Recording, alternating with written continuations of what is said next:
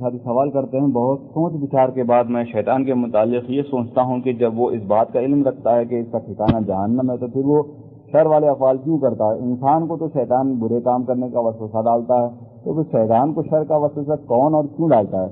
کیا اس بات کا علم نہیں کہ وہ آگ کا ایندھن بنے گا؟ کیا وہ انسان کو ناپسند کرتا ہے؟ اور کیا اسے معصیت اور احسان کرنے کا اختیار حاصل نہیں؟ بھائی دیکھیے، آپ کے سوال کے کئی ایک جز ہیں۔ پہلی بات یہ ہے کہ آپ کو کس نے کہا کہ آپ شیطان کے بارے میں اتنا غور فکر کریں؟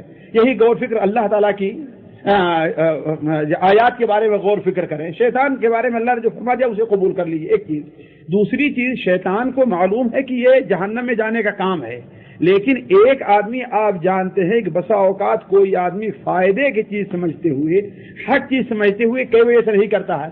ایک تو اس کی نفس کی اپنی کمزوری ہوا کرتی ہے، یہ نہیں ضروری نہیں کوئی آدمی وہ صحیح دلائے اسے، اپنی نفس کی کمزوری ہوا کرتی ہے، ایک چیز ہے۔